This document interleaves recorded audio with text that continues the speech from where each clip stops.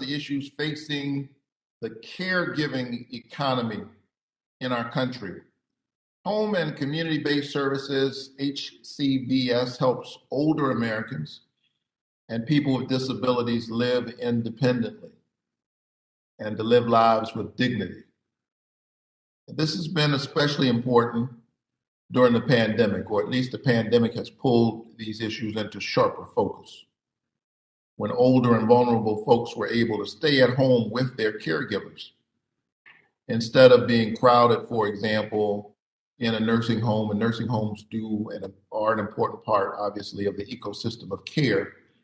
But in the pandemic, home community-based services allow people to be at home and therefore to mitigate risks around COVID-19. There are tens of thousands of Americans who likely qualify for this service but are not able to get it because the program doesn't have enough money. For example, in Georgia, we have about 8,000 older folks and people with disabilities waiting to receive this at-home care. For me, that is unacceptable. Ms. Tumlinson, I want to ask you about waiting or planning lists for HCBS. As you know, nearly every state offers at least one kind of HCBS waiver that allows folks to get care at home rather than in a nursing home. How can Congress get those 8,000 Georgians, folks I represent, off the waiting list and into care and services? Thank you. Thank you for that question. These waiting lists represent real need and desperation among many families. Those numbers are really concerning. And the truth is, unfortunately, the even worse news is that if there are lots more people in need than are on even the waiting list. So depending on the state, we may or may not really be measuring the true fact of unmet need in that state. So what states tell me is that the most important thing from their perspective in building up their systems and services so that they can serve everybody who has need and qualifies for services is having financial predictability, and having the sort of the certainty about the funding. And so I think from my perspective, the best thing that Congress can do to help Georgia and other states with meeting that unmet need that's represented in part by these waiting lists is to increase the federal match rate, to give them, essentially the money that they need. They are,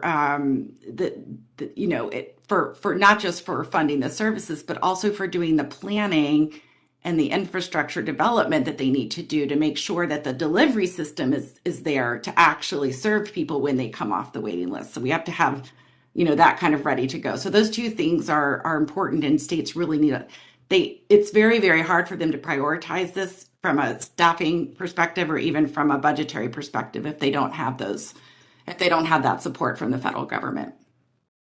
No, thank you so much, and I agree, and it's the reason why I'm so focused on this issue and engaged trying to co-sponsor the Better Jobs, Better Care Act, other pieces of legislation that would be helpful. Medicaid is the primary source of coverage for long-term services and supports in the United States, accounting for 52% of all spending on long-term care nationwide. And the majority of this spending goes towards the home community-based services program, which typically involves assistance with activities of daily living like cooking, bathing, housework, essential things.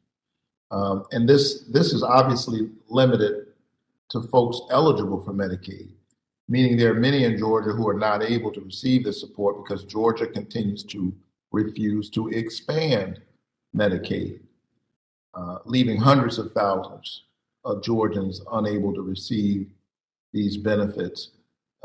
Mr. Kingsmore, you are currently a recipient of Medicaid HCBS.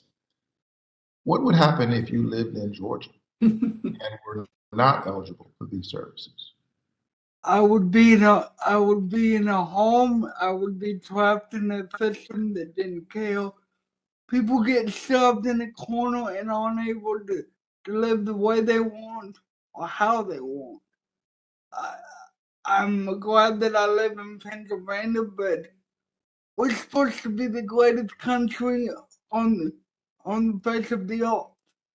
This something needs to be done, especially the to the older generation, because we're important too. We're not we're not supposed to be stuck in a home or trapped in a system that don't care about us. We are supposed to be the greatest country in the world, being prepared for something like this. And this has been going on for far too long, and it needs to change. Thank you so very much. And what you describe as what would be your situation if you lived in Georgia is the situation of a number of Georgians. So thank you for your voice and courage on this. And it's the reason why we've got to continue to try to find a fix. 10 years after the Affordable Care Act was passed, Congress has to close the loop and make sure that people have access to Medicaid, especially including folks who could benefit from home-based care. Thank you so much. Thank you, Senator Warnock. We appreciate you being here, and thanks for your advocacy. We'll turn next to Senator Warren. Thank you, Mr. Chairman.